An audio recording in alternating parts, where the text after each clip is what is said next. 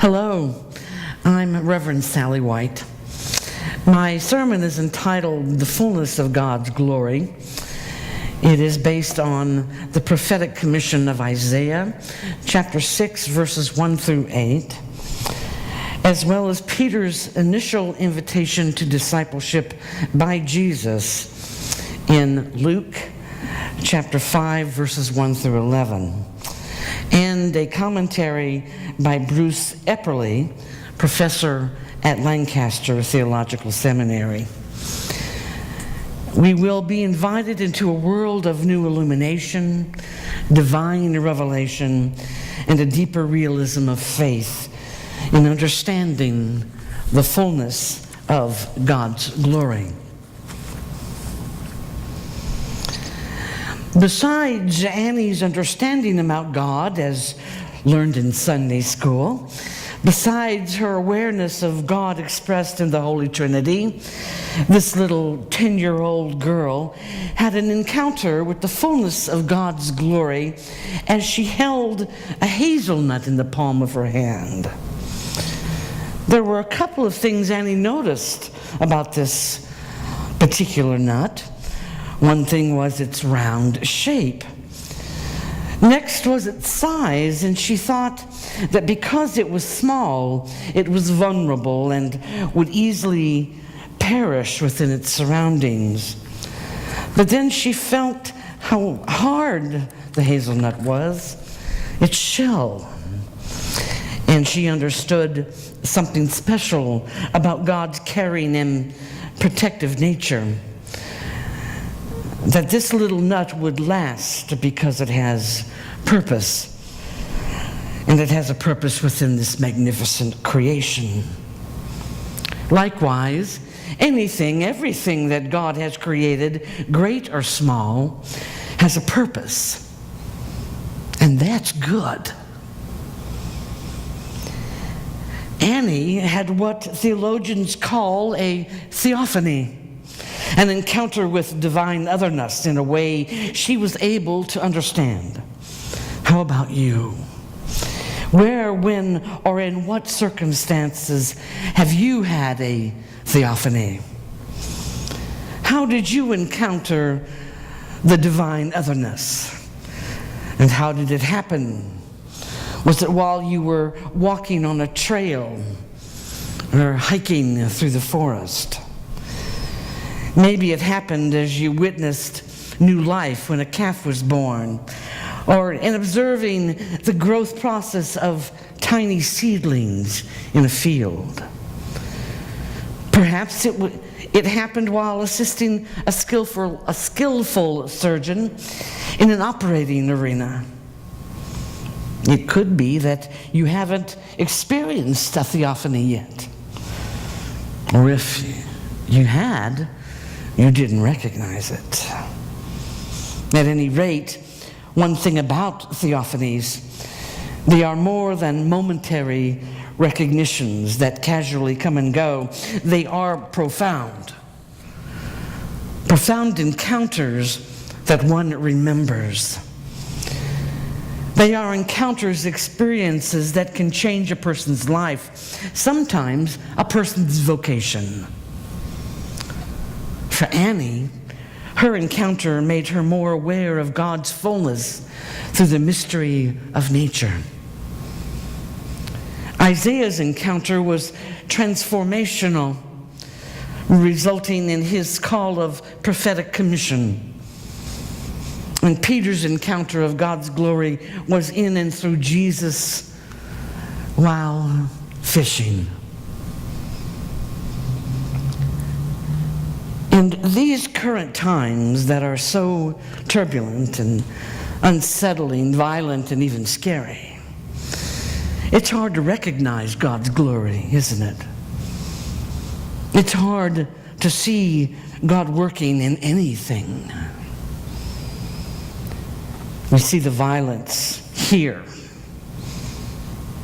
and we look at it on TV and hear about it on TV, and we ask, why? We hear the harmful words and divisive rhetoric And we ask, why? We can't seem to find God in our own lives and ask, why? And it gets more difficult to make time for God, much less find time to listen for God. Why is that? I guess we're just too busy living our lives, being in the moment. We constantly talk and text on our cell phones. We play games on our cell phones. We can even watch TV and movies on our cell phones. It's as if our cell phones have become an extra appendage, and it's hard to remember what we did before the cell phone came into existence. And with our computers and updating our Facebook pages, where do we find time for God? At work, time during our lunch breaks is spent making calls or waiting for an important call. There's no time to think about God, no time to listen for God. And what about when we leave home? And what about when we leave work for home? There's no time there. It's off to the gym to work out while the kids are at an afternoon activity or practice. Some go home to change into a uniform of sorts and leave for that second job. If we have managed our time wisely, there may be a home-cooked meal that evening. Otherwise, it will be Mickey D's, KFC, Chinese takeout, and better yet, pizza. By now, it's getting dark, and time to relax, watch some TV, maybe go online, then get ready for bed. It seems the day has raced by. There just wasn't enough time for God. Maybe it will be different tomorrow.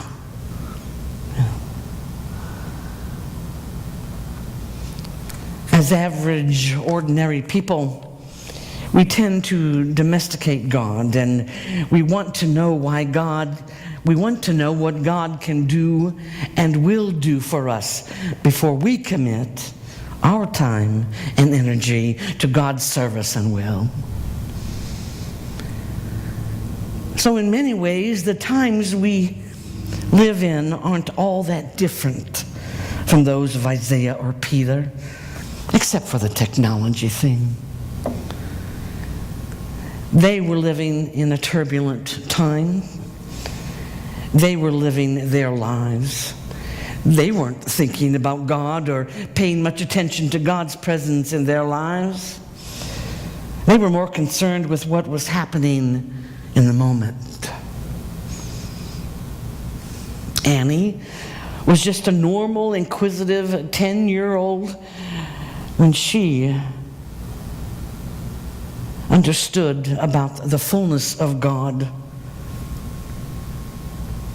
Isaiah goes to the temple searching for some sort of peace of mind when his life and life's vocation are altered.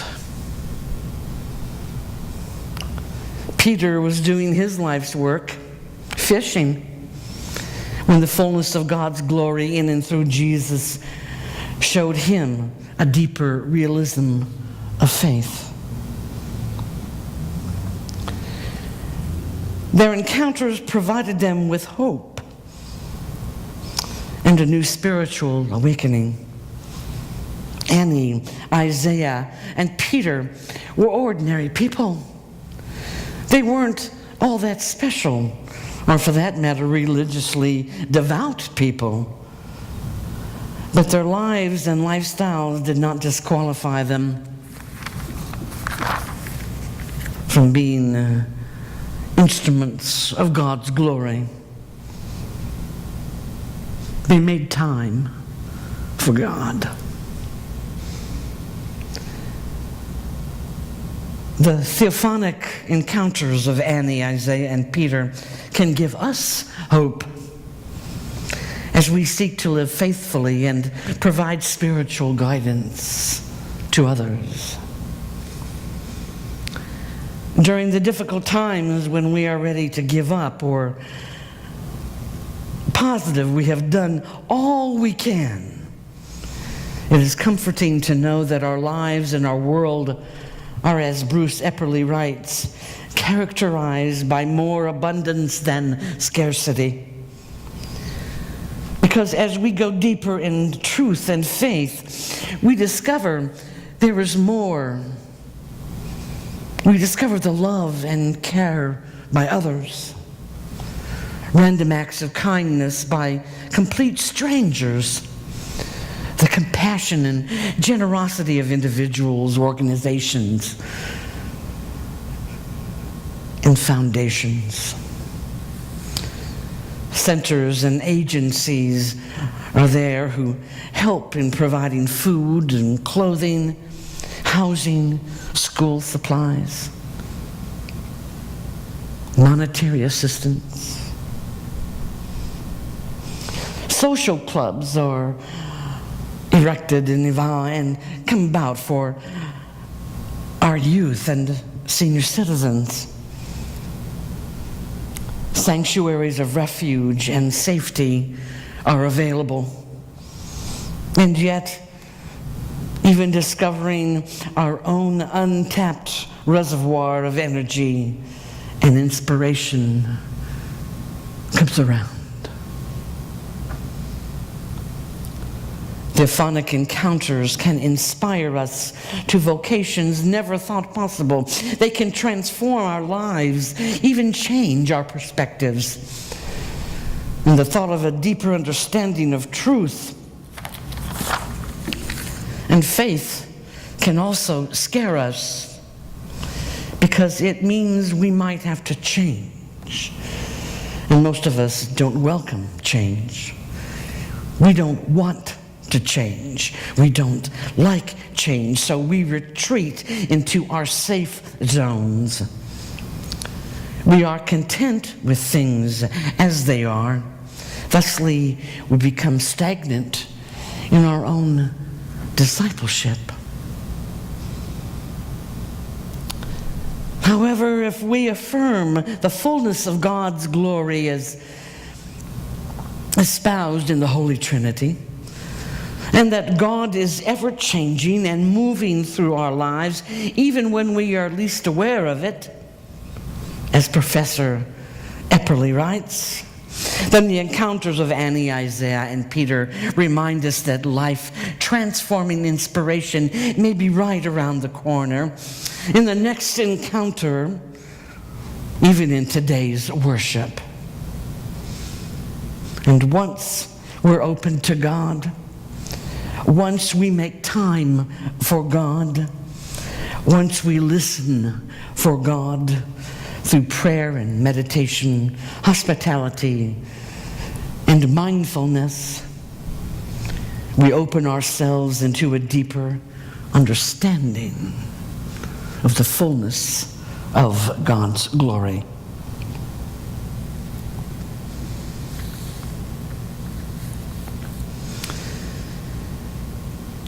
May the love and peace of Christ be with you all. Amen.